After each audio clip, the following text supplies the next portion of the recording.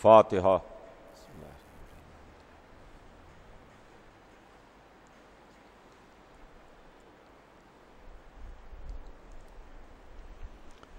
اعوذ باللہ السمیع العلیم من الشیطان اللعین الرجیم، بسم اللہ الرحمن الرحیم، الحمد للہ رب العالمین، والصلاة والسلام علی سیدنا و نبینا و شفیعنا بالقاسم محمد و آلہ الطیبین الطاہرین المعصومین، ولعنۃ اللہ علی اعدائہم اجمعین من یومنا ھذا الی یوم الدین، اما بعد فقد قال اللہ سبحانہ تبارک و تعالی فی کتابہ المبین وہو اصدق الصادقین، بسم اللہ الرحمن الرحیم، ان الدین عند اللہ الاسلام۔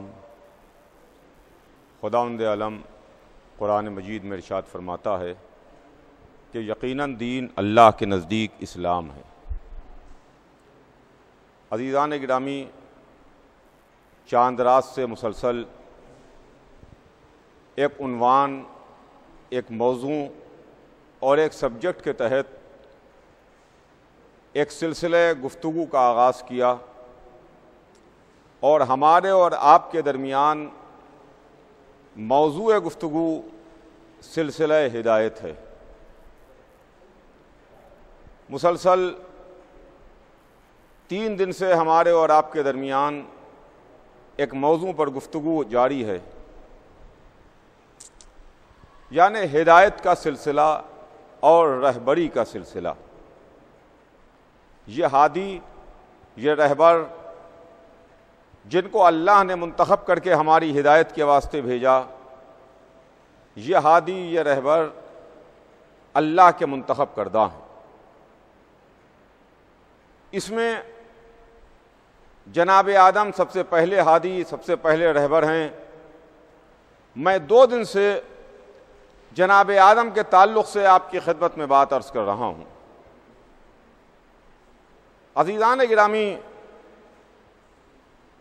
جناب آدم کے تعلق سے عرض کرنے میں مجھ کو 2 دن لگے، اور آج جو کچھ بھی ہے وہ جلدی عرض کر کے سلسلہ گفتگو کو آگے بڑھاؤں گا۔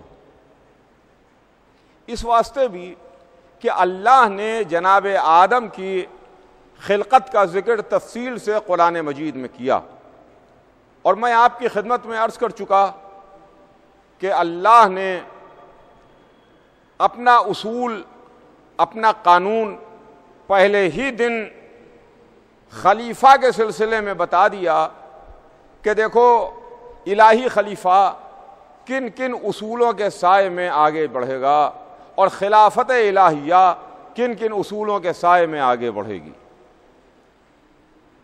موضوع ذہن میں آپ کے ہوگا، کل ہمارے اور آپ کے درمیان بات یہاں تک آئی تھی کہ جب اللہ نے حکم دیا، فرشتوں سے کہا کہ تم سجدہ کرو، تو فرشتوں نے تو سجدہ کر لیا، مگر ابلیس نے سجدہ نہیں کیا، شیطان نے سجدہ نہیں کیا۔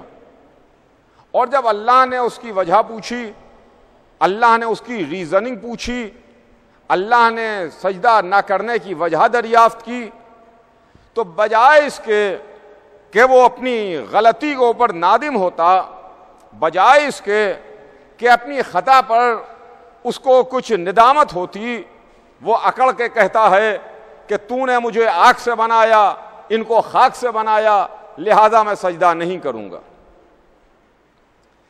یہ آواز، یہ شیطان کا اسٹیٹمنٹ قرآن نے ہم کو ریکارڈ کر کے بتایا لیکن یہاں پر 1 منٹ ٹھہریے عزیزان گرامی، اور 1 منٹ ٹھہر کر کے آپ الہی مزاج بھی سمجھتے چلیے کہ الہی مزاج کیا ہے۔ دیکھیے گا، غور کیجیے گا عزیزان گرامی کہ معاملہ کیا ہے۔ فرشتوں نے سجدہ کیا، فرشتوں کی تعداد کتنی ہے کیا ہمیں معلوم ہے؟ کیا آپ جانتے ہیں کہ کتنے فرشتے ہیں جو اللہ کی عبادت کر رہے ہیں؟ کون کون فرشتہ، کون کون کتنے فرشتے ہیں، کتنے ہزار ہیں کہ کتنے لاکھ ہیں کہ کتنے کروڑ ہیں؟ جب اللہ نے ہمیں نہیں بتایا تو ہم کون ہوتے ہیں بتانے والے؟ لیکن آپ اس کو اس طرح سے سمجھیے کہ جتنے بھی فرشتے ہیں، جتنے بھی فرشتوں کو اللہ نے خلق کیا، ان تمام فرشتوں نے سجدہ کیا، ان تمام فرشتوں نے سجدہ کیا الا ابلیس، سوائے ابلیس کے۔ ابلیس نے سجدہ نہیں کیا، ایک نے سجدہ نہیں کیا۔ اگر اس کو آپ پرسنٹیج میں نکالتے اور آپ کے پاس تعداد ہوتی جس میں آپ کنورٹ کر لیتے تو پتہ چلتا کہ 0.0000 کہاں تک زیرو جاتا؟ 1%۔ اس نے سجدہ نہیں کیا۔ لیکن میں جلدی جلدی اپنی بات تک اوپر آ جاؤں اور بات کو آگے بڑھاؤں کہ ایک نے سجدہ نہیں کیا۔ میں ہاتھ جوڑ کے اللہ کی سرکار میں عرض کروں گا، معبود پالنے والے، فرشتوں کی تعداد تو تیرے ہی علم میں ہے، فرشتوں کی تعداد سے تو واقف ہے، تو خالق ہے۔ سارے فرشتوں نے سجدہ کیا، سب نے سجدہ کیا، ایک نے سجدہ نہیں کیا۔ ارے چھوڑ دے معبود، چھوڑ دے، جانے دے، نظر انداز کر دے، اوور لک کر دے۔ ہزاروں نے تو کر لیا، لاکھوں نے تو سجدہ کر لیا، کروڑوں نے تو سجدہ کر لیا، ایک نے سجدہ نہیں کیا تو نہیں کیا۔ لیکن یہیں سے مزاج الہی سمجھیے آپ، مزاج ربوبیت سمجھیے آپ کہ الہی مزاج یہ ہے کہ ایک بھی اگر حکم کی نافرمانی کرے گا تو عذاب پروردگار کا نشانہ بنے گا، ایک بھی حکم کی نافرمانی کرے گا تو وہ غضب پروردگار کا نشانہ بنے گا۔ اگر ایک نے بھی حکم نہیں مانا تو اسے جنت سے نکال دیا جائے گا۔ اگر ایک نے بھی نہ مانا تو یہ اصول پہلے دن بن گیا، پہلے خلیفہ کے واسطے بن گیا کہ دیکھو اگر ایک نے بھی سجدہ نہیں کیا تو اس سے سوال کر لیا جائے گا، توق لعنت گلے میں ڈالا جائے گا، جنت سے نکالا جائے گا، عذاب پروردگار کا نشانہ بنے گا۔ یہی سلسلہ جب آگے بڑھے گا اور ہدایت کا سلسلہ خلافت سے امامت کی طرف جائے گا اور امام اول علی کی ولایت اور خلافت کا جو انکار کرے گا وہ بھی اسی طرح عذاب پروردگار کا نشانہ بنے گا جس طرح شیطان بن گیا تھا۔ یہ ہے عزیزان گرامی، اسی طریقے سے توق لعنت گلے میں ڈال دیا جائے گا جیسے شیطان کے گلے میں توق لعنت ڈالا گیا۔ شیطان تو جنت میں تھا، جنت سے نکال دیا گیا، اب منکر خلافت علی جنت میں جانے کی نہ سوچے، جنت میں جانے کی نہ سوچے، نکال دیا گیا۔ اس سے پوچھا تو نے سجدہ کیوں نہیں کیا؟ اس نے وجہ بیان کی کہ میں نے اس واسطے سجدہ نہیں کیا۔ تو اللہ نے اسے جنت سے نکال دیا، اخرج، نکل جا، انکا رجیم، تم مردود بارگاہ ہے، نکل جنت سے۔ جنت سے نکالا گیا، اور جب وہ جنت سے نکالا جانے لگا توق لعنت گلے میں ڈالا گیا، توق لعنت گلے میں ڈال کے جنت سے نکالا جانے لگا تو اس نے اللہ کی سرکار میں اپلیکیشن لگائی، ایک درخواست اللہ کی سرکار میں دی کہ معبود پالنے والے مجھے قیامت تک کی مہلت دے دے، مجھے صبح قیامت تک کی مہلت چاہیے ہے. اللہ نے اس کی درخواست کو کنسیڈر کیا مگر قیامت تک کی مہلت نہیں دی. کہا جا تجھے مہلت ملے گی مگر وقت معلوم تک مہلت ملے گی, قیامت تک کی مہلت نہیں ہے. آپ قرآن اٹھائیے دیکھیے, قرآن میں آپ کو صاف صاف مل جائے گا. شیطان مہلت مانگ رہا ہے قیامت تک کی, اللہ مہلت دے رہا ہے وقت معلوم تک کی. اس کا مطلب یہ ہے کہ قیامت اور وقت معلوم کے درمیان کوئی گیپ ہے, قیامت اور وقت معلوم کے درمیان کوئی فاصلہ ہے. قیامت اور ہے, وقت معلوم اور ہے. قیامت تو قیامت ہے, قیامت تو قیامت ہے جو اصول دین میں ہے. امامت کے بعد کیا ہے؟ اول توحید, دوسرے عدل, تیسرے نبوت, چوتھے امامت, پانچویں قیامت. یہ تو ہے قیامت. اور وقت معلوم کیا ہے؟ وقت معلوم کیا ہے؟ کہا بھائی وقت معلوم کوئی وقت ضرور ہے, کوئی پیریڈ ضرور ہے جب شیطان ختم ہو جائے گا, جب شیطان نہیں رہے گا, جب شیطانی طاقتیں اور قوتیں ختم ہو جائیں گی, وہ وقت معلوم ہے. عزیزان گرامی, ہمیں تو نہیں معلوم کہ وقت معلوم کیا ہے.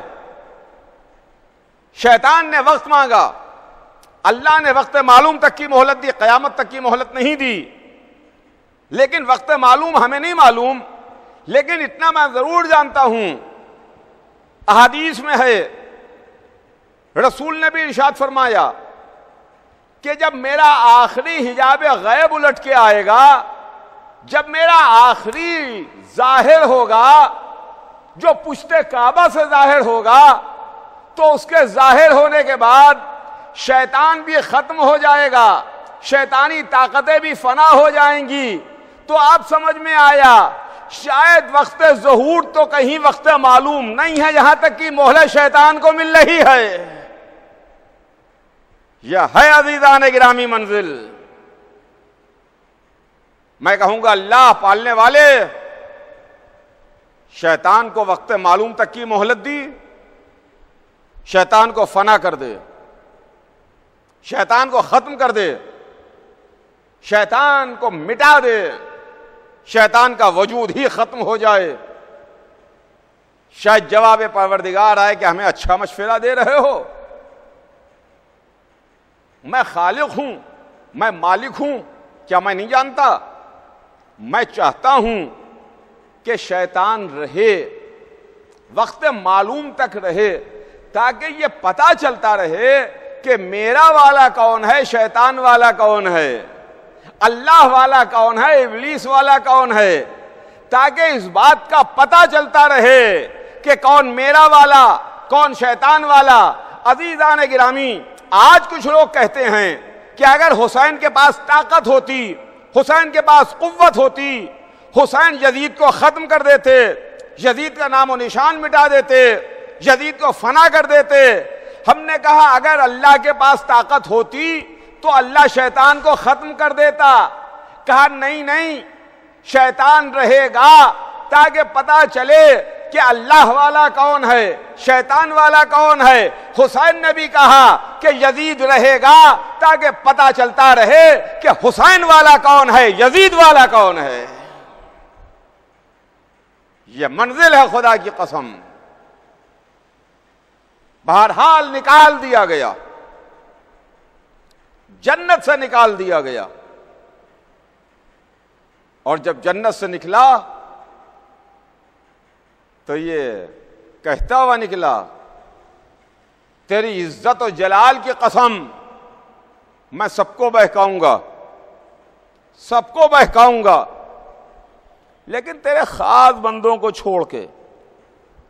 عزیزان گرامی, موضوع ذہن میں رکھیے گا, موضوع ذہن سے سلپ نہ ہونے پائے. سلسلہ ہدایت, ہدایت کا سلسلہ, سب کو بہکاؤں گا لیکن تیرے خاص بندوں کو چھوڑ کے, تیرے خاص بندوں کو نہیں بہکاؤں گا. تو کیا میں یہ مانوں کہ اللہ کے خاص بندوں سے کچھ شیطان کے رشتے معاذ اللہ خاکم بدہن اچھے ہیں جو یہ کہہ رہا ہے کہ تیرے خاص بندوں کو نہیں بہکاؤں گا اور اس کے علاوہ سب کو بہکا دوں گا؟ تو آپ سمجھے نہیں، شیطان جانتا ہے کہ جو اللہ کے خاص بندے ہیں، جو اللہ والے بندے ہیں، جو اللہ کے محبوب ترین بندے ہیں، ان بندوں پر شیطان کا جادو کام نہیں کرے گا، ان بندوں پر شیطان کا اثر چلنے والا نہیں ہے۔ اور بقیہ ہما شما تمام جتنے بھی بندے ہیں، جتنے بھی انسان ہیں، ان پر شیطان کا بس چلے گا، شیطان کا جادو چلے گا، شیطان اپنے چنگل میں لے لے گا اور گرفت میں لے لے گا۔ لیکن جو اللہ کے خاص بندے ہیں ان تک شیطان کا جادو نہیں چل پائے گا، وہ شیطان کو جانتے ہوں گے، وہ شیطان کو پہچانتے ہوں گے۔ انشاءاللہ دوران تقریر آگے کسی مجلس میں انشاءاللہ یہ ذکر آئے گا کہ اللہ والے شیطان کو پہچانتے ہیں، اللہ کے خاص بندے جنہوں نے شیطان کو پہچانا کہ شیطان کون ہے۔ مگر آج بس یہیں کے اوپر بات عرض کر کے بات کو اپنی آگے بڑھاؤں کہ شیطان اللہ کے خاص بندوں کو نہیں بہکائے گا۔ اچھا، ہم آپ اللہ کے خاص بندے ہیں کہ اللہ کے عام بندے ہیں؟ آپ اپنے بارے میں فیصلہ کیجئے کہ آپ کا شمار اللہ کے کن بندوں میں ہے۔ آپ اللہ کے عام بندوں میں شامل ہیں یا اللہ کے خاص بندوں میں شامل ہیں؟ تو ہر انسان یہ کہے گا کہ نہیں بھائی، ہم تو اللہ کے عام بندوں میں شامل ہیں، ہم تو گناہگار بندے ہیں، ہم تو معصیت زدہ بندے ہیں۔ ارے کہاں اللہ والے، کہاں اللہ کے خاص بندے، کہاں اللہ کے منتخب کردہ، اور کہاں ہم گناہگار خاطی انسان، ہم تو عام بندوں میں ہیں۔ تو جب ہم نے یہ بات طے کر لی، یہ فیصلہ ہو گیا کہ ہم اللہ کے عام بندوں میں شامل ہیں، اللہ کے خاص بندوں میں نہیں ہیں، اللہ کے خاص بندوں میں نہ ہونے کے بعد، عام بندوں میں شامل ہونے کے بعد شیطان کے جادو سے بچ نہیں پائیں گے۔ سنیے گا عزیزان گرامی، شیطان کے جادو سے بچ نہیں پائیں گے۔ شیطان کا جادو ہم پر اثر کر دے گا۔ جیسے یہ جو کرونا پھیلا ہوا ہے، یہ کرونا پھیلا ہوا ہے، کسی کو بھی انفیکٹڈ کر سکتا ہے، کسی میں بھی جراثیم لگ سکتے ہیں، لہذا اس کا بچاؤ ضروری ہے۔ اس کا بچاؤ کیجئے۔ کیسے اس سے بچیے گا کہ آپ انفیکشن سے محفوظ رہیے، اس بیماری سے محفوظ رہیے، اس وبا سے محفوظ رہیے۔ ان کا نہیں، آپ ایسے ایٹماسفیئر میں رہیے، ایسے ماحول میں رہیے، ایسے ماحول کو پاک صاف کر کے، یا آج کی زبان جو ایک عام انسان بھی بول رہا ہے، ایسے سینیٹائز ماحول میں رہیے جہاں پر جراثیم نہ پہنچ پائیں، جراثیم نہ آ پائیں، جراثیم نہ اثر کر پائیں۔ تو عزیزان گرامی، آج کے دور میں یہ بات بہت آسانی سے سمجھی جا سکتی ہے کہ فضا میں کرونا پھیلا ہوا ہے، کسی کو بھی اپنی گرفت میں لے سکتا ہے، کسی میں بھی انفیکشن پھیلا سکتا ہے، کسی کو بھی بیماری سے متاثر کر سکتا ہے۔ اب ہم بچیں کیسے؟ کہ پاک ماحول میں رہیں، صاف ماحول میں رہیں، جہاں پر کرونا کا اثر نہ ہو وہاں پر رہیں، سینیٹائز ماحول میں رہیں۔ تو وہی معاملہ ہے کہ ہر جگہ شیطان کا اثر رہے گا، ہر جگہ شیطان کا جادو کام کرے گا۔ شیطان کا جادو پورے واتاورن میں پھیلا ہوا ہے، پورے ایٹماسفیئر میں پھیلا ہوا ہے، پوری فضا میں پھیلا ہوا ہے۔ ہر جگہ شیطان اپنے چنگل میں انسانوں کو دبوچنے کے واسطے موجود ہے۔ لہذا ہم کیسے محفوظ رہیں کہ شیطان کے چنگل سے بچے رہیں، شیطان کے جادو سے بچے رہیں؟ کہا دیکھو، اگر تم بیماری سے بچنا چاہتے ہو تو سینیٹائز ماحول میں آؤ، اگر شیطان کے جادو سے محفوظ رکھنا چاہتے ہو تو آل محمد کی پناہ میں آ جاؤ، آل محمد کی پناہ میں آ جاؤ۔ ان اللہ کے خاص بندوں کی پناہ میں آ جاؤ جہاں شیطان کا جادو چلنے والا نہیں ہے، جہاں شیطان کا اثر کام کرنے والا نہیں ہے، جہاں شیطان داخل نہیں ہو پائے گا۔ تو عزیزان گرامی، یہ جناب آدم ہے، سلسلہ ہدایت کے پہلے رہبر اور سلسلہ ہدایت کے پہلے ہادی۔ اس کے بعد سلسلہ آگے بڑھتا ہے، وقت بہت تیزی کے ساتھ آگے بڑھ رہا ہے، بہت تیزی کے ساتھ وقت آگے بڑھتا چلا جا رہا ہے۔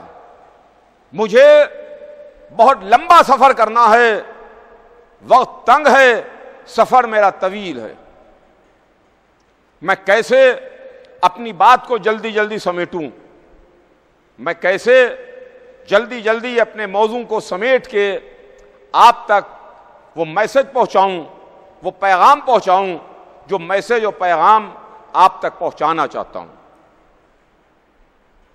لہذا بس جلدی جلدی اشاروں میں ہیڈ لائنز آپ کو سناتا ہوا آگے بڑھ جاؤں۔ سمجھنا آپ کا کام ہے، پیش کرنا میرا کام ہے۔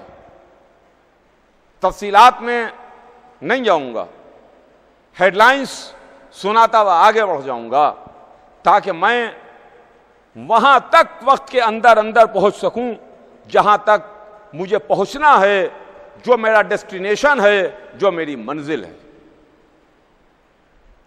جناب آدم کے بعد جو سب سے بڑا نام ہدایت کے سلسلے میں آتا ہے وہ نام جناب نوح کا نام ہے۔ جناب نوح اولوالعزم پیغمبروں میں سب سے پہلے ہیں۔ اولوالعزم پیغمبر 5 ہیں، جناب نوح، جناب ابراہیم، جناب موسیٰ، جناب عیسیٰ اور ہمارے حضور سرور کائنات۔ یہ 5 اولوالعزم پیغمبر ہیں۔ ان 5 اولوالعزم پیغمبروں میں سب سے پہلے اولوالعزم جناب نوح ہیں۔ جناب نوح جنہوں نے 900 برس سے زیادہ، لگ بھگ 950 برس تبلیغ کی ہے اور 950 برس تبلیغ کر کے اللہ کے پیغام کو پہنچایا،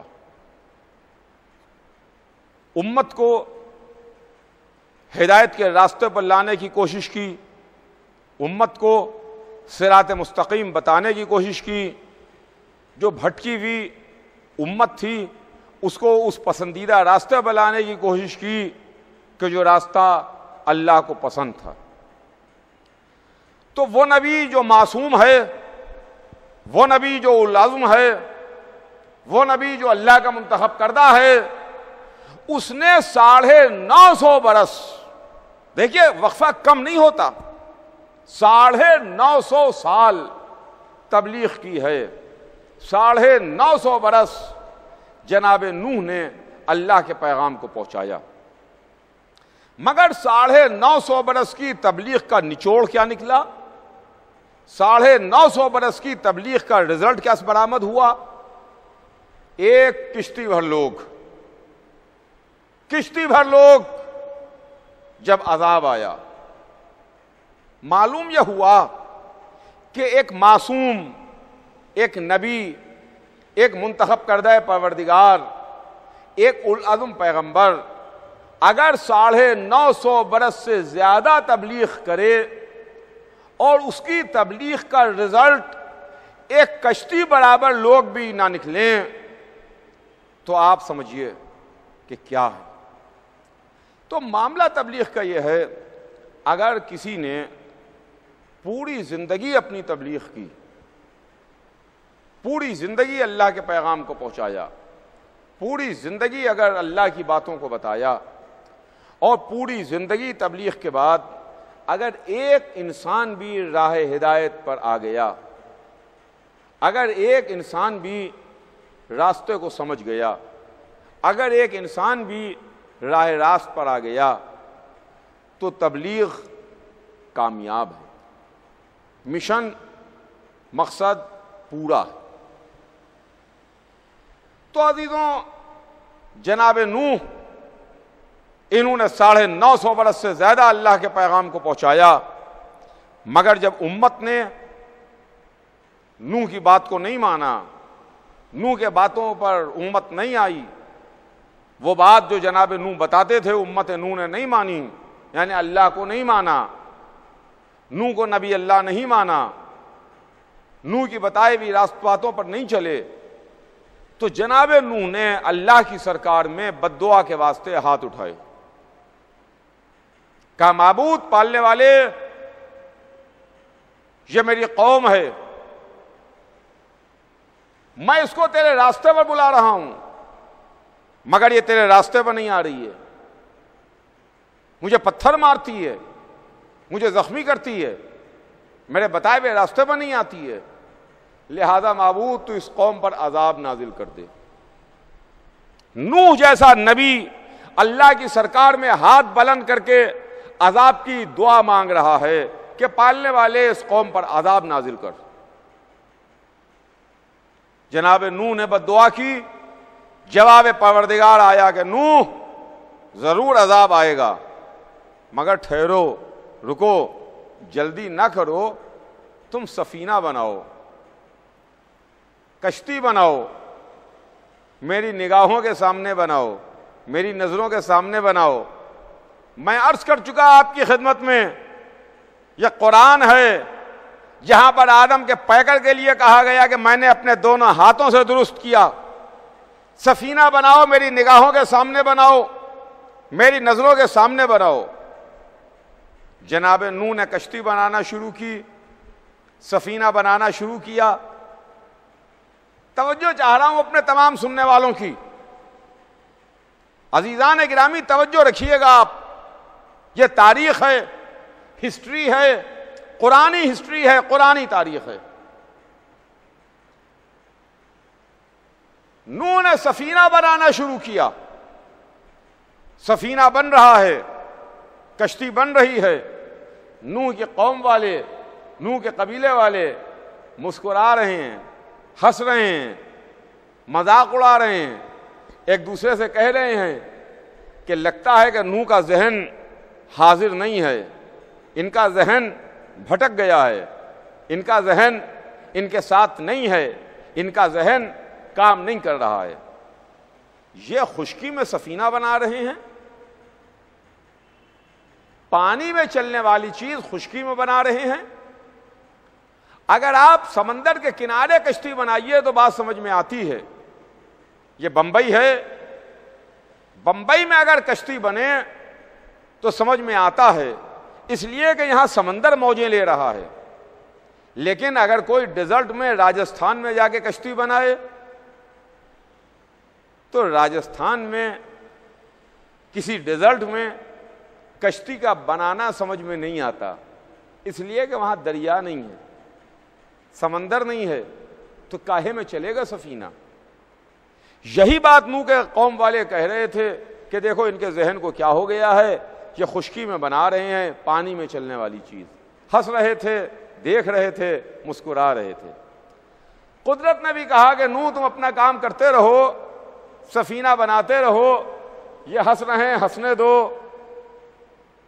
یہ نوح ہے چھوٹے نبی، محمد ہے بڑے نبی۔ اب ہمیں نہیں معلوم کہ یہ جناب نوح کے سفینے کا واقعہ قرآن نے ریکارڈ کر کے ہم کو کیوں سنایا، کیوں قرآن ہمیں نوح کا سفینہ ریکارڈ کر کے سنا رہا ہے، ہمیں نہیں معلوم۔ لیکن شاید ہو سکتا ہے کہ اس کے پیچھے یہ وجہ ہو کہ نوح ہے چھوٹے نبی، محمد ہے بڑے نبی، سردار انبیاء۔ نوح نے بھی ایک سفینہ بنایا، محمد نے بھی ایک سفینہ بنایا۔ نوح کا سفینہ بھی ہلاکت سے بچانے والا، محمد کا سفینہ بھی ہلاکت سے بچانے والا، نوح کا سفینہ بھی نجات دینے والا، سفینہ محبت بھی نجات دلانے والا۔ رسول نے کیا فرمایا؟ مثل اہل بیتی کمثل سفینۃ نوح، میرے اہل بیت کی مثال سفینہ نوح کی ہے، جو اس میں آ گیا وہ نجات پا گیا، جس نے سفینے کو چھوڑ دیا وہ ڈوب گیا، غرق ہو گیا، ہلاک ہو گیا۔ یہ رسول کی حدیث ہے۔ مثل اہل بیتی کمثل سفینۃ نوح ما رکبها نجا من تخلف عنها غرق وہوا، ڈوب گیا، غرق ہو گیا، ہلاک ہو گیا۔ نوح نے سفینہ لکڑی کے ٹکڑوں کا بنایا، محمد نے سفینہ کلیجے کے ٹکڑوں کا بنایا۔ نوح کا سفینہ لکڑی کا تھا، سفینہ اہل بیت نور کا بنا ہوا تھا۔ وہ لکڑی کا سفینہ، یہ نور کا سفینہ، محمد کے کلیجے اور دل کے ٹکڑوں کا سفینہ۔ وہ ہنس رہے ہیں، مسکرا رہے ہیں، نبی کے ذہن پر شک کر رہے ہیں۔ معلوم یہ ہوا کہ نبی کے ذہن پر شک کرنا کوئی نئی بات نہیں ہے۔ جب نبی نجات کا سفینہ بناتا ہے تو امت نبی کے ذہن پر شبہ کرتی ہے۔ نوح بھی سفینہ بنا رہے تھے، امت نے نوح کے ذہن پر شک کیا۔ محمد نے بھی نجات کی کشتی بنائی، امت نے بھی محمد کے ذہن پر شبہ کیا۔ عجب منزل ہے عزیزان گرامی، جب نبی نجات کی کشتی بنائے تو امت رزلٹ یہ دے کہ معاذ اللہ نبی کا دماغ حاضر و ناظر نہیں ہے، ان کا دماغ بہک گیا ہے، ان کا دماغ بھٹک گیا ہے۔ استغفر اللہ، معاذ اللہ، معاذ اللہ۔ لیکن نوح نے ان کی کوئی پرواہ نہیں کی، سفینہ بنتا رہا یہاں تک کہ سفینہ بن کے تیار ہوا۔ جب کشتی بن گئی اور کشتی بن کے تیار ہوئی اور عذاب پروردگار نازل ہوا، وہ جو رحمت پروردگار تھا وہ رحمت عذاب میں بدل گئی۔ جب بارش آسمان سے ہو تو کہتے ہیں کہ باران رحمت برس رہا ہے، یہ باران رحمت ہے، یہ رحمت ہے جو برس رہی ہے۔ لیکن وہ جو رحمت برستی ہے وہ غضب بن کے نازل ہو رہی تھی۔ آسمان سے پانی، زمین سے پانی ابل رہا ہے، پانی ابلنا شروع ہوا، بھرنا شروع ہوا، دھیرے دھیرے دھیرے دھیرے جب کہیں فلڈ آتا ہے، باڑھ آتی ہے، تو اچانک ایک دم سے تیز پانی نہیں بڑھتا، پانی بڑھنا شروع ہوا۔ پہلے آدمی کے گٹے ڈوبے، گٹے کے بعد پیر ڈوبے، پنڈلیاں ڈوبیں، گھٹنے ڈوبے، کمر تک پانی آیا، کمر سے اونچا ہونا شروع ہوا، پیٹ تک پانی آیا، سینے تک پانی آیا، گلے تک پانی آیا۔ اس طریقے سے پانی کا لیول بڑھ رہا ہے، پانی کا لیول اونچا ہو رہا ہے۔ اب ایک منزل وہ آتی ہے جب باڑھ میں، فلڈ میں جب پانی بہت ہو جائے، کشتی کی ضرورت پڑتی ہے، سفینے کی ضرورت ہوتی ہے۔ جناب نوح نے اپنی قوم والوں کو آواز دی، اے میری قوم والوں، اے میرے قبیلے والوں، آؤ سفینے میں آ جاؤ۔ آج کے دن عذاب پروردگار سے کوئی شے بچانے والی نہیں ہے۔ اگر بچائے گا تو سفینہ بچائے گا، سفینے کے علاوہ کوئی دوسری شے نہیں بچائے گی۔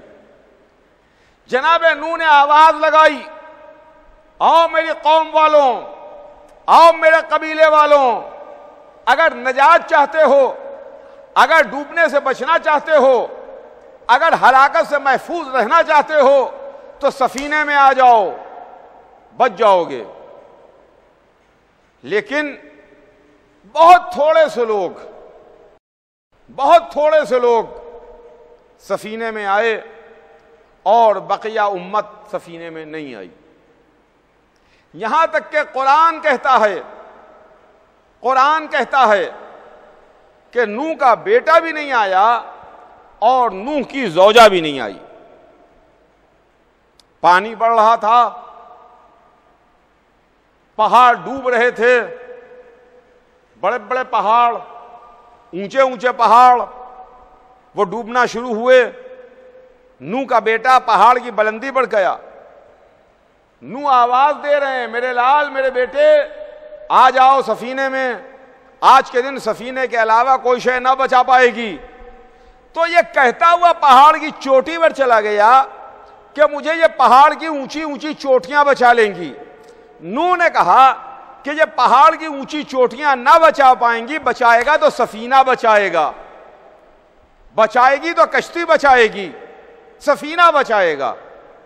کہ ایک مرتبہ پانی اور بلند ہوا، نوح کا بیٹا ڈوبنے لگا، تو باپ تھے، باپ کا دل سینے میں دھڑک رہا تھا کہ انہوں نے ایک مرتبہ آسمان کو دیکھا، کہا پالنے والے، معبود، اے اللہ، یہ میرا بیٹا ہے، یہ میرے اہل سے ہے، میرا بیٹا ہے، اسے بچا لے۔ کہ ایک مرتبہ قرآن آواز دیتا ہے، یا نوح، اے نوح، یہ تمہارے اہل سے نہیں ہے، یہ تمہارے اہل سے نہیں ہے، یہ عمل غیر صالح ہے۔ توجہ چاہوں گا عزیزان گرامی، یہ قرآن ہے، ترجمہ اٹھا کے آپ دیکھ لیجئے، یہ قرآن ہے جو آپ کی خدمت میں عرض کر رہا ہوں۔ نوح نے ہاتھ جوڑ کے عرض کی، پالنے والے، یہ میرا بیٹا ہے، میرے اہل سے ہے۔ قرآن کیا کہتا ہے؟ انہ لیس من اہلک، یہ تمہارے اہل سے نہیں ہے، انہ عمل غیر صالح، یہ عمل غیر صالح ہے۔ دیکھا آپ نے، قرآن کہہ رہا ہے کہ اگر بیٹا صحیح، دیکھیے گا یہ قرآنی اصول ہے، اگر بیٹا صحیح مگر اگر سفینے میں نہ آئے تو ہلاک ہو جائے گا، وہ عمل غیر صالح قرار پائے گا، وہ اہل سے نہیں ہوگا۔ تو عزیزان گرامی، نوح کا بیٹا بھی ڈوبا، نوح کی بیوی بھی ڈوبی، نوح کی زوجہ بھی ڈوبی، مگر جب زوجہ ڈوب رہی تھی، بیوی ڈوب رہی تھی، تو ڈوبتی ہوئی بیوی کو دیکھ کے نوح نے نہیں کہا کہ یہ میری بیوی ہے پالنے والے، یہ میرے اہل سے ہے، اسے بچا لے۔ توجہ چاہوں گا عزیزان گرامی، بہت خاص توجہ چاہتا ہوں آپ کی، رکیے، ٹھہریے، غور کیجئے۔ جناب نوح نے ڈوبتی ہوئی بیوی کے لیے نہیں کہا کہ یہ میرے اہل سے ہے پالنے والے، اسے بچا لے۔ ڈوبتے ہوئے بیٹے کے واسطے کہا کہ معبود پالنے والے، یہ میرے اہل سے ہے، میرا بیٹا ہے، اسے بچا لے۔ تو چلیے، معصوم کی زبان سے ایک بات پتہ چلی کہ بیٹا تو اہل میں شامل ہو سکتا ہے مگر زوجہ اہل میں شامل نہیں ہو سکتی ہے۔ مگر یہ اصول بھی بن گیا اور یہ قاعدہ بھی سامنے آ گیا کہ اگر بیٹا صحیح مگر اگر سفینے میں نہیں آئے گا تو ڈوب جائے گا، سفینے میں نہیں آئے گا تو ہلاک ہو جائے گا۔ آپ غور کیجئے گا، محمد نے سفینہ بنایا، سب مثل و اہل بیتی کمثل سفینۃ نوح، میرے اہل بیت کی مثال سفینہ نوح کی ہے۔ اگر نوح کے سفینے میں نوح کا بیٹا نہ آئے تو ڈوب جائے، ہلاک ہو جائے، غرق ہو جائے، اہل میں شامل نہ رہے۔ تو اگر سفینہ اہل بیت سے کوئی الگ ہو جائے تو محمد کا کتنا ہی قریبی کیوں نہ ہو، ویسے ہی ڈوب جائے گا جیسے نوح کا بیٹا ہلاک ہو گیا۔ یہ منزل ہے خدا کی قسم۔ تو عزیزوں، یہ جناب نوح کی منزل ہے، جہاں پر جناب نوح نے اللہ کی سرکار میں، اللہ کی بارگاہ میں دعا کی کہ میرا بیٹا ہے، اسے بچا لے۔ اور اللہ جناب نوح کے سفینے کا ذکر قرآن میں کر کے ہم کو کچھ سنانا چاہتا ہے، کچھ بتانا چاہتا ہے، کچھ سمجھانا چاہتا ہے۔ سفینہ نوح بھی ہلاکت سے بچانے والا، سفینہ اہل بیت بھی ہلاکت سے بچانے والا ہے۔ آج وقت تمام ہو رہا ہے، کل انشاءاللہ اس کے آگے اپنی بات کو عرض کروں گا۔ عزیزان گرامی، آج بات یہیں پر تمام ہو رہی ہے۔ بہرحال جناب نوح، جن کا نام تو کچھ اور ہے لیکن ان کا ٹائٹل، ان کا لقب نوح پڑ گیا، یعنی بہت زیادہ رونے والے، بہت زیادہ گریہ کرنے والے، بہت زیادہ آنسو بہانے والے۔ معلوم یہ ہوا کہ اللہ وہ ہے جس کو گریہ پسند ہے۔ اگر کوئی اللہ کی سرکار میں آ کے، اللہ کی بارگاہ میں آ کے اللہ کو یاد کر کے آنسو بہائے، اللہ کو یاد کر کے گڑ گڑائے، اللہ کو یاد کر کے روئے، تو یقین مانیے یہ اس کا رونا، اس کا آنسو بہانا، اس کی اشک باری اللہ کو پسند آتی ہے۔ اور پھر ہم کو بھی معصومین نے یہ بتایا کہ دیکھو، جب تم عبادت کے واسطے مصلی پر آؤ اور اللہ کی سرکار میں دعا کے واسطے ہاتھوں کو بلند کرو، اور اگر تمہاری آنکھوں سے اشک جاری ہو جائیں، آنسو جاری ہو جائیں، تو تمہاری دل کی نکلی ہوئی آواز اللہ سن لیتا ہے۔ عزیزوں، جب اللہ کو گریہ پسند ہے، آنسو پسند ہیں، تو اسی واسطے جب ایک دکھیا ماں نے سوال کیا تھا، پوچھا تھا، بابا میرے بچے پر روئے گا کون؟ میرے بچے پر آنسو کون بہائے گا؟ میرے بچے پر ماتم کون کرے گا؟ تو رسول چپ ہو گئے، خاموش ہو گئے۔ جبرائیل امین نازل ہوئے، بات تحفہ درود و سلام کے رسول کی خدمت میں آ کے عرض کی، اللہ بات تحفہ درود و سلام کے کہلاتا ہے کہ آپ فاطمہ سے کہہ دیں پریشان نہ ہوں، اللہ ایک ایسی قوم کو پیدا کرے گا کہ جو صبح قیامت تک حسین پر روتی اور رلاتی رہے گی۔ عزیزوں، شاید یہ وعدہ پروردگار ہے جو پورا ہو رہا ہے۔ یہ گریہ نہیں ہے، یہ آنسو نہیں ہے، یہ ماتم نہیں ہے، یہ سینہ زنی نہیں ہے، یہ وعدہ پروردگار ہے کسی دکھیا ماں سے جو پورا ہو رہا ہے، اور انشاءاللہ اسی طریقے سے یہ سلسلہ صبح قیامت تک جاری رہے گا۔ بس عزیزان گرامی، کس تیزی کے ساتھ دن آگے بڑھ رہے ہیں۔ آج ہم اور آپ اپنی مجلسوں میں اس دوست کا ذکر کرتے ہیں، اس حسین کے بچپن کے دوست کا تذکرہ کرتے ہیں جس کا نام ہی حبیب تھا، نام ہی حبیب تھا۔ کون؟ حبیب ابن مظاہر۔ ادھر کربلا میں لشکر پر لشکر آ رہے تھے، فوجوں پر فوجیں آ رہی تھیں، رسالوں پر رسالے آ رہے تھے، لیکن حسین کا کوئی دوست نہیں آیا، حسین کا کوئی ناصر نہیں آیا، حسین کا کوئی جانثار نہیں آیا۔ کہ ایک مرتبہ حسین نے خط لکھا اور اپنے بچپن کے دوست کو خط لکھ کے بلایا، کہا حبیب کیا تم میری نصرت کو نہیں آؤ گے؟ کیا تم میری مدد کو نہیں آؤ گے؟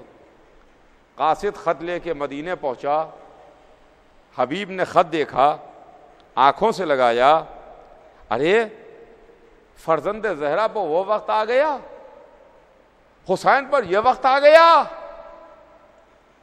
حبیب چلے، رخصت ہوئے، غلام جو ساتھ میں تھا اس کو آزاد کیا کہا جا میں نے تجھے آزاد کیا، جہاں تیرا دل چاہے چلے جائے۔ وہ کہتا ہے آقا جب آپ کائنات کے آقا کی خدمت میں جا رہے ہیں تو مجھے چھوڑ کے جا رہے ہیں؟ کائنات کے آقا کی خدمت میں تشریف لیے جا رہے ہیں تو مجھے چھوڑے جا رہے ہیں؟ جہاں آپ جائیں گے آپ کے ساتھ ساتھ میں بھی جاؤں گا۔ آپ جن کے غلام ہیں مجھے بھی ان کی غلامی کا شرف حاصل ہو۔ کہ ایک مرتبہ اپنے غلام کی محبت کو دیکھا، حبیب نے اپنے ساتھ اپنے رہوار پر بٹھا لیا، کہا نہ میں تیرا آقا ہوں نہ میں تو میرا غلام ہے، بلکہ ہم دونوں مل کے حسین کے غلام ہیں اور حسین ہمارے آقا ہیں۔ لیجئے حبیب چلے، حسین کی خدمت میں کربلا پہنچے۔ ادھر فضہ نے خبر دی، اے شہزادی مبارک ہو، حسین کے بچپن کے دوست حبیب آئے ہیں۔ ہاں عزیزان گرامی، بچپن کا دوست بہت بڑا سہارا ہوتا ہے، بچپن کا دوست بہت بڑی طاقت ہوتا ہے۔ جیسے ہی فضہ نے آگے کہا حسین کے بچپن کے دوست آئے ہیں، حبیب آئے ہیں، کہ ایک مرتبہ زینب کبریٰ نے کہا فضہ جا کے حبیب کو میرا سلام کہہ دو۔ حبیب سے کہنا علی و فاطمہ کی بیٹی نے تمہیں سلام کہلوایا ہے۔ لیجئے فضہ در خیمہ پر آئیں اور آگے کہا حبیب مبارک ہو، تمہیں علی و فاطمہ کی بیٹی زینب سلام کہلوا رہی ہیں۔ جیسے ہی حبیب نے سنا تڑپ گئے، کہا افسوس فرزند زہرا پر وہ وقت آ گیا کہ نبی زادیاں مجھے سلام کہلوا رہی ہیں۔ یہ حبیب ابن مظاہر ہیں عزیزوں، جن کو حسین ابن علی نے رجل فقیہ لکھا تھا۔ جب حبیب کو خط لکھا تھا اس میں حبیب کو رجل فقیہ لکھا تھا۔ حسین کی نگاہ جسے فقیہ کہے، نگاہ امامت جسے فقیہ کہے، پہچانیے وہ کیسا ہوتا ہے۔ عاشور کا دن نکلا، ایک ایک مقتل میں سدھارا، اصحاب مقتل میں سدھار رہے تھے، انصار میدان میں جا رہے تھے، اصحاب و انصار کی میتیں آ رہی تھیں، اور ادھر بچپن کا دوست حبیب حسین سے اجازت مانگ رہا ہے، آقا مجھے بھی اجازت دے دیجئے، مولا مجھے بھی اجازت دے دیجئے۔ حسین حبیب کو اجازت نہیں دیتے، حبیب کو اجازت نہیں دیتے، یہاں تک کہ کربلا کے میدان میں ظہر کی نماز کا وقت آیا، چند بچے ہوئے اصحاب و انصار انہوں نے خواہش کی کہ فرزند رسول ہماری آخری تمنا یہ ہے کہ ہم یہ نماز آپ کے پیچھے ادا کر دیں، اس لیے کہ اس کے بعد نماز جنت میں آپ کے جد کے پیچھے ہوگی، یہ آخری نماز آپ کے پیچھے ہو جائے۔ حسین نے دعا دی، کہا مرحبا، اللہ تمہارا شمار عبادت گزاروں میں کرے اور خدا لعنت کرے حسین ابن نمیر ملعون پر، جس نے شان امامت میں گستاخی کی۔ کہ ایک مرتبہ جیسے ہی اس ملعون نے شان امامت میں گستاخی کی، ادھر حبیب کو جلال آیا، بے نیام تلوار نکالی اور جلدی سے لے کے جھپٹ پڑے۔ کہا فرزند رسول یہ نماز تو آپ کے جد کے پیچھے جنت میں بھی ہو جائے گی، میں اس گستاخ کو جا کے گستاخی کا مزہ چکھاتا ہوں۔ لیجئے حبیب بے نیام تلوار لیے ہوئے، حسین کا بچپن کا دوست، حسین کا بوڑھا صحابی، حسین کا بچپن کا ساتھی، بے نیام تلوار لیے ہوئے مقتل میں آ گیا۔ حسین نے حبیب کو رجل فقیہ کہا تھا، رجل فقیہ کہا تھا، رجل فقیہ۔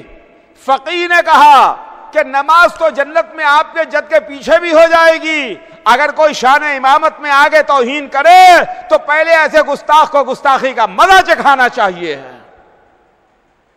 ادھر حسین نے نماز شروع کی، سعید و زہیر مصلی کے آگے آگے کھڑے ہوئے، آنے والے تیروں کو اپنے سینوں پر روکنا شروع کیا، اور ادھر مقتل میں حبیب تلوار چلا رہے تھے، ایک ایک کو ختم کر رہے تھے۔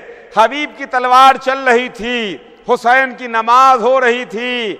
حسین نے نماز تمام کی، السلام علیکم ورحمۃ اللہ وبرکاتہ۔ حسین کی نماز تمام ہوئی، ادھر سعید و زہیر تیورا کے گرے، ادھر حبیب نے آواز دی آقا میرا آخری سلام قبول کیجئے، مولا میرا آخری سلام لیجئے۔ حسین چلے، اپنے بچپن کے دوست کے سرہانے پہنچے، منہ پر منہ رکھ دیا، ارے حبیب حسین آ گیا، اے حبیب تمہارا دوست آ گیا، اے حبیب تمہارا بچپن کا ساتھی آ گیا، اے حبیب تم بھی چلو، تمہارے پیچھے پیچھے میں بھی آتا ہوں۔